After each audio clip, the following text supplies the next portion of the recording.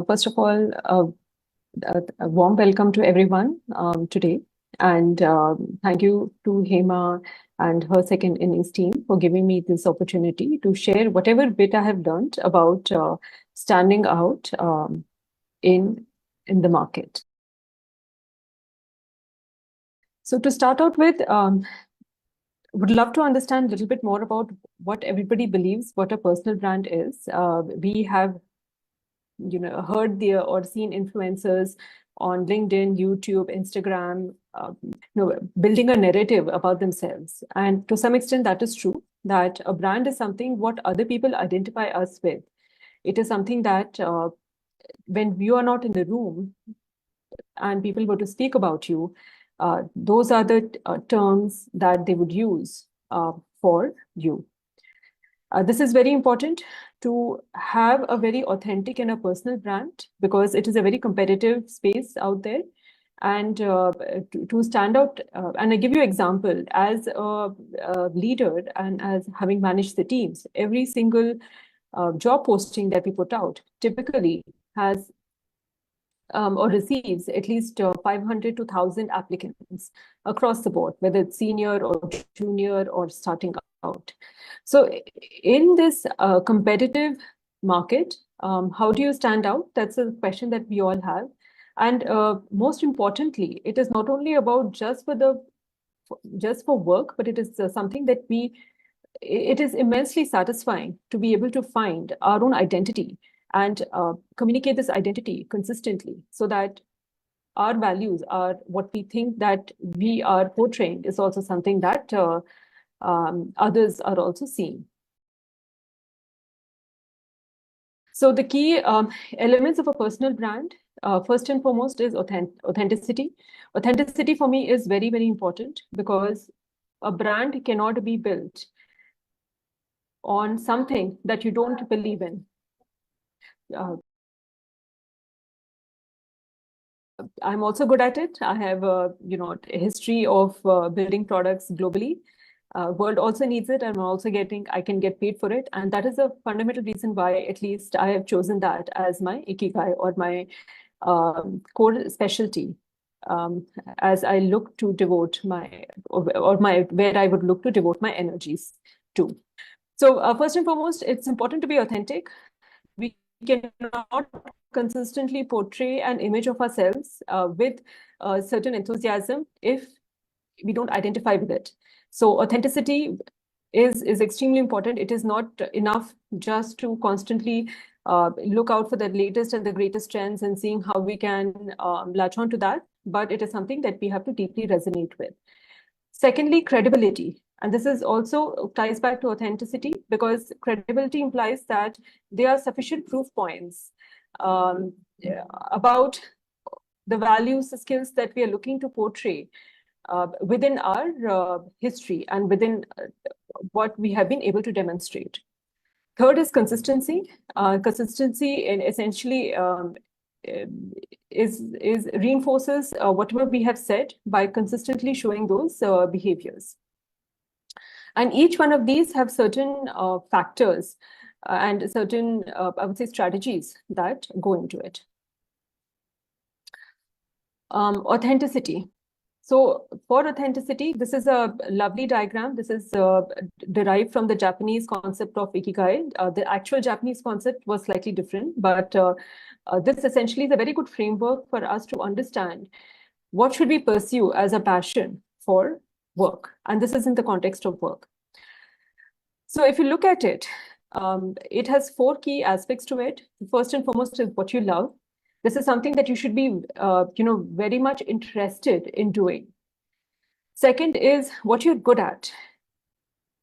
What we love may not be what we are good at. A good example is I love music. I am learning guitar, but I'm not good at it. I'm not good at it in any shape or form to go and give a live performance for it. Third is, what does the world need? Now, there may be something both that we love and we are good at, but does the world really need it? Is there an absolute need in the world to provide that as a skill or a service? And lastly is what you can get paid for. There should also be some interest to essentially for people to essentially pay for that kind of skill or a service. And a very good example, just from my own experience, is that I love mentoring people. I know the world also needs it, but I don't believe I can. It will the remuneration will be substantial enough for me to make a living out of it, right? And it possibly could change in future. On the other hand, I love building products. I love solving business problems using technology. And so again, a couple of ways in which you can find your passions and your skills is through introspection. This is something I suggest, folks can take some time. You can brainstorm with your better half or with your friends who know you very well, to understand again what your passions are, what your skills are, what motivates you. It requires a little bit of introspection around where you found you were most energetic, what really is exciting to you, what is the work that you don't really like doing, and essentially see if these are this. And what are your values? Your values can be collaborative, your values can be innovative, your values can be supportive, whatever your values are, definitely write those down. And also seek help externally. This could be your friends, your last boss. There's always enough proof points around feedback and reviews, and look at what people are saying as areas that you're really good at and the areas that potentially you could improve. And the goal over here is to really understand what your passion is, based on both what you intrinsically see and feel and what externally others are seeing in you. So lastly is market demand. Market demand is a bit hard to measure, especially if you are going into, let's say, a non-traditional route. If it is typically getting back into work, a good way to measure is where are the job openings that are available, and for example, what are some of the trending topics that people are speaking about? What are the skills? And you can also seek help from recruiters. You can seek help from your friends and family who are in different companies, to understand what are the skills their teams, their organizations are really looking for, and where do they see a substantial gap. And if this resonates with your passion, definitely go for it. There are other non-traditional methods. There are other non-traditional options as well for careers. Career is not just a 9-to-5 job. I know many of my friends who do consulting. A lot of my friends do teaching. They do YouTubing. They provide services. So that there are different options out there. And the beauty about it is, at least right now, that because the world is so interconnected, you don't have to think about only what is there within your vicinity. Your world is truly an oyster to explore. What are the options? What are the opportunities everywhere? So again, these are some of the specific steps that you can take to identify what are the top skills and what are the top values that you are passionate about. The goal is, once you find these core skills and values, this is reflected in what you communicate out, both digitally in your resume as well as in person, so that it reinforces the perception, or reinforces the proof points, what you're claiming to be.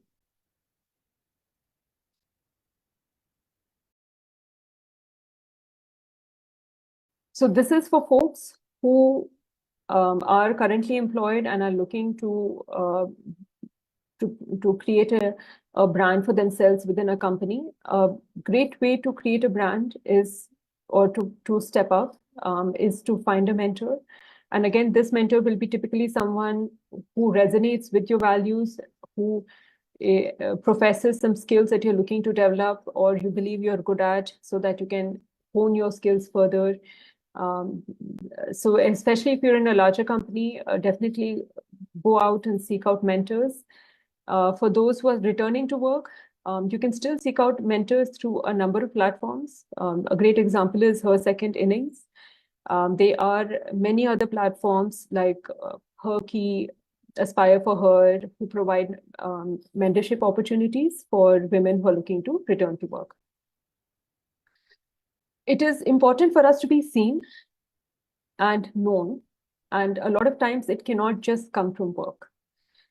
Hence, it is take every opportunity that you can get to showcase your work. Of course, don't be, the goal is not to be so in the face or obnoxious, but profess and share whatever expertise that you have. And we need not be the experts in everything. We can be experts in one field and one area, and we can share that expertise through tech talks or brown bag lunches or presentations that typically some of the larger companies have. If your company doesn't have, offer to start so that you can learn from others, others can learn from you. You also have some credible proof points. You are able to increase your reach across the organization, and you can become the known person in a specific area.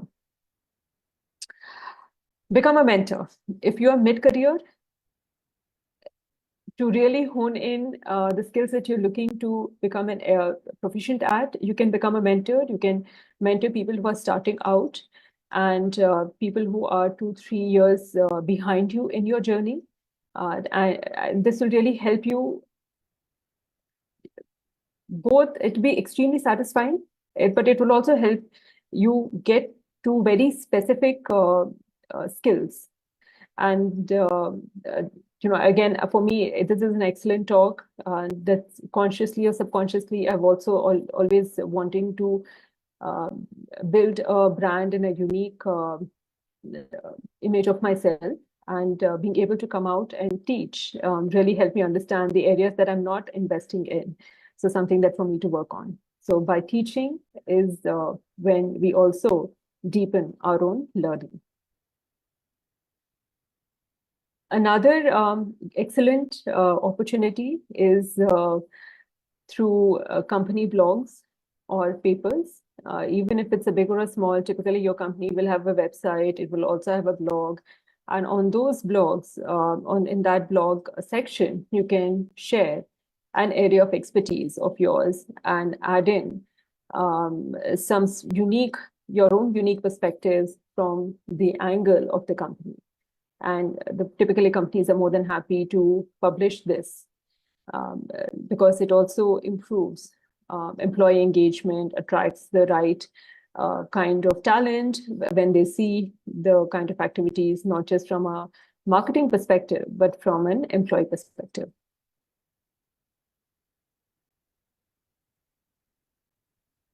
And to cap all of this, it's also extremely important to be good at our work. If we have a role and the goal would be is to always do the very best for that role and continue to grow before we take on additional responsibilities. Because a lot of times the work will speak for ourselves. So digital, right now we are in a very digital era, which means that multiple times the inbound requests will actually come from recruiters noticing your profiles or any other collaboration opportunities externally, noticing your profiles in digital and social media. It's very important to manage the overall reputation in social media as well as in the digital space. And I say this broadly because there are many different avenues. A good example is LinkedIn. This is an excellent platform for professional professionals for sharing their areas of expertise. First and foremost is to maintain a very complete profile. Typically, LinkedIn is very good at guiding all the different elements in a profile that needs to be filled. So definitely fill all of those mandatory areas in your profile, because based on that is you will show up in the different searches as recruiters search for potential candidates. It also signals what you're passionate about. And this should tie back to the values that you've identified and the skills that you've identified most with, because it is a very limited space. So this is where doing that introspection and ensuring that knowing what drives you is very, very important. They do take on certifications. I urge everyone to invest in themselves, which means that do certifications, invest from a money or as well as from a time perspective. There are free certifications out there. There are Udemy courses. LinkedIn itself provides many courses that you can take to upgrade your skills in a specific area. If there are any awards, both internal and external, that you have received, definitely mention those. It could be the Employee of the Month, it could be Rising Star, whatever it is, definitely mention all of your awards in LinkedIn. Another great way is to ask for testimonials. This again, testimonials for me is much more important than any kind of skills that you put, because testimonials really bring that credibility from an external source of having done the work that you're claiming to do. Every single time, at least my preference is that when I have had a significant work experience in a company, I go back and I ask for a testimonial. If there is a senior member who has moved out, I ask for a testimonial. So these are very good times to actually ask for testimonials. Of course, if you are no longer with the company and you've decided to move on, that is also an excellent time to ask for testimonials. And the important thing about testimonials is that you have to prime your reviewer that with specific skills that you want to highlight. So whether it is collaborative skills, product strategy, thought leadership, technical acumen, architecture design, cloud, whatever it is, whatever skills that you want to highlight, definitely prime your giver with these skills. Lastly, you can also build your own connections on social media. I do so too, but the important thing is for the highest success is to write a very, very personalized note. These could be people whom you have followed on LinkedIn. These could be people who are from the same school or college that you attended. So finding that common connection is important for them to really be receptive to accept your connection. Another great way is to connect on LinkedIn is when you have met the person or met your connections in person. These could be either in virtual conferences or in-person conferences. And once you've established some kind of top of the mind recall or remembrance, then you can go back and ask them for a connection on LinkedIn.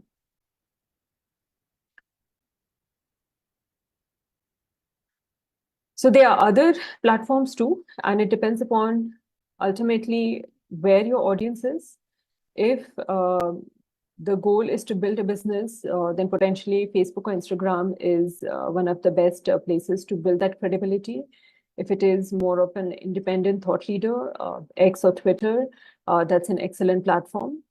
If it is for professional growth, then LinkedIn is a good platform. But there are other platforms, and each of these platforms require very similar data points, which is typically a rich and a complete profile, having the right connections, being consistent, so on and so forth. So lastly, a very important factor is consistency, because it is not enough to I would say put a footprint on the social media, but it is very important to nurture that image, that seed that you have planted there. There are different ways of demonstrating consistency. One good way is short form content. I call this short form because it typically does not exceed 5 to 10 lines. It is something that you can pick up a topic that is happening in the market and write your version or your perspective. It can be something that you found insightful, and then you can give your interpretation of it. And this is easy because it does not require a substantial investment of time. If possible, definitely, or it can be even a simple repost. If there's an influencer that you really like and something really resonated with you, you can repost that, putting your own perspective on what was said. So this is an excellent way. This is easy.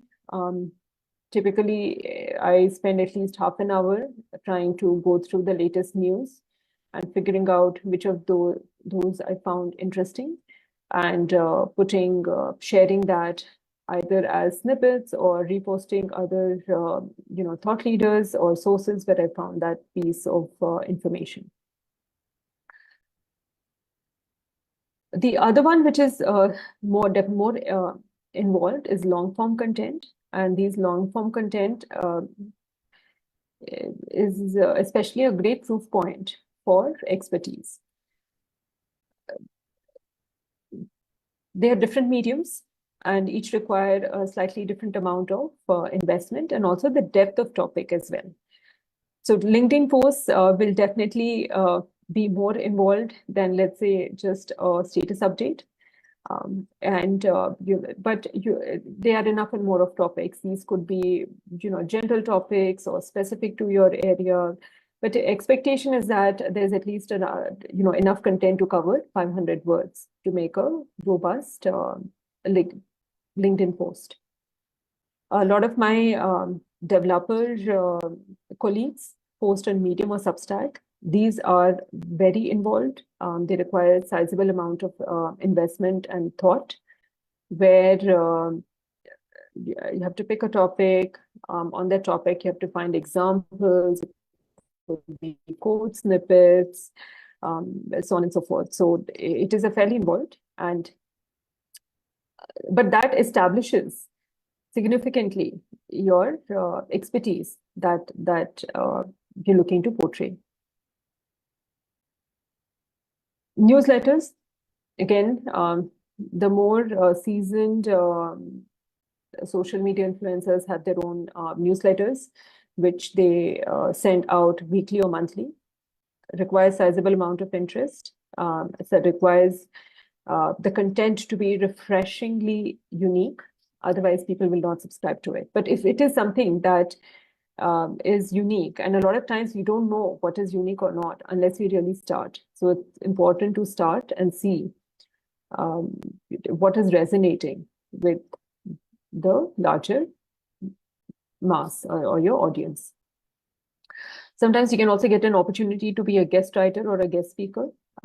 These are also excellent ways to reach a larger audience without really needing to build them. So all of these require time investment on our part. So which means that sectioning out times of the day doesn't matter when, but sectioning out half an hour to 1 hour a day to read, to post, to work on these channels is important.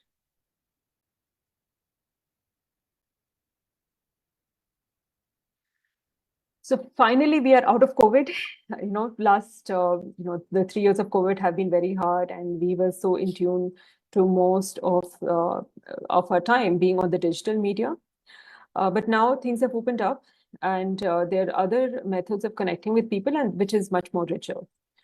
This a great way to connect with people is in conferences. Conferences in person or virtual. In virtual conferences, the ability to network might not be as much because it's not as much fun interacting with someone virtually. But in-person conferences, whatever is in your city, and if you can if you can travel to a very important conference in your area, definitely make the investment to do so. There are professional groups. A great example is Women in Product, Women in Cloud, Women in Tech. All of these groups provide an excellent platform for women to learn as well as to seek mentors, seek that additional, 1 foot uh, in the door, which possibly you would not get if you were to approach companies directly. Meetups are also an excellent way to connect with people in the same areas of interest. And there are enough and more of meetups on every topic in the cities that you're in. Some of the meetups are also virtual, so you can definitely extend whom you connect with beyond just where you can physically be. So these require investment, a lot of time investment. If I were to go to a conference, it would probably take me half a day. But the goal is to be very astute on why we are going to those events. If it is to gather content, that's different. If it is to connect with people in, let's say, the exhibitions or connect with companies there, so focus on that. If it is to connect and network with people, focus on that. If there is a specific tech talk that you want to hear for a speaker, focus on that and potentially optimize the overall time that you can spend there. So personally, for me, I go to conferences in the morning. I typically leave by 4 o'clock because I do need to come back home to my kids by the time my kids are back from school. But I try to make whatever time I have there very efficient, trying to meet as many people as possible, ensuring that I meet with the organizers to put in a word so that in case, in future, if they needed a speaker or any kind of support, I can provide that. Returning to work, for women who are returning to work, I want to say that I have been there with you. This was the time when I was when I had moved from US back to India. I had taken an 8-month break because I wanted to help my family settle. And getting back to work was hard because in spite of having, I would say, a fairly well-established career in US, I had to re-establish myself again in India, which meant that, going to a lot of interviews and realizing what they were looking for, or at least their understanding of that role was different from what I was used to. This was reskilling and to some extent also changing the way I communicated for much more for the Indian, I would say, work environment and work culture. So a break is not bad. And if someone has taken 1 year break, 5 years break, whatever that is, it is not bad. And your skills are still very much relevant because you don't forget. A lot of what we did is muscle memory. Maybe it'll be rusty, but it'll come back with practice. If you are still on a break, going back and looking at some of the other areas where you can build an expertise through either taking certifications or volunteering in different organizations can be an excellent way to be relevant, still have that flexibility. And whenever you're ready to come back, you'll have a lot of proof points about your skills so that you don't have to, start out from the beginning. But if you're returning to work, definitely leverage your past network. A lot of people who I've worked with will probably vouch for the work that you have done, and they'll be willing to help you. So reach out to them on LinkedIn, ask other people to connect to your former boss or the former boss's boss who potentially could have openings in his teams. So definitely reach out to your network, leverage your network to get a foot back in the door. There are also many companies who have return to work programs. These, the likes of Target, Walmart, and many others, they do run return to work programs. Plus also, of course, organizations like Her Second Innings, Her Key, so on and so forth. All of these have tie-ups with organizations to support women returning to work. So it is not all lost. You still very much have it in you. It might feel a bit alien, but once you are back, you will be in your groove in no time.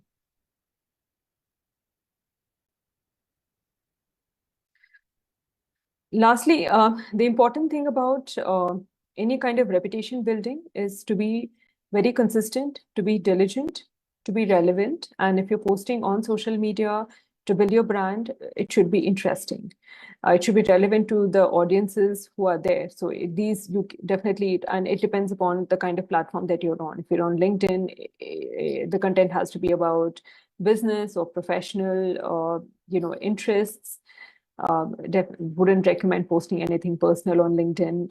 Similarly, if it is Facebook or Instagram, where you are building your brand there for, let's say, a business, then the kind of content could be substantially different. But whatever it is, be relevant to your audience, be relevant to the platform that you are posting on, and make it interesting. It's very hard to get engagement, or it's very hard to even attract people to your profile or to your content if it is not something different from what everyone else is posting.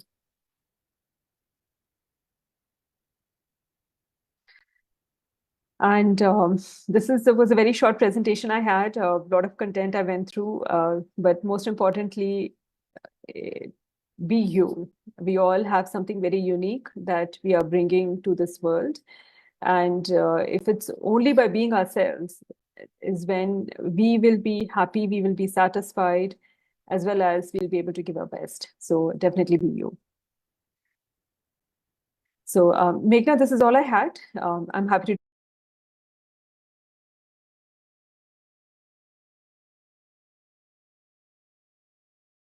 to so all of us are not unidimensional. We all have different areas of interest and expertise, and we can build on any one of these. So good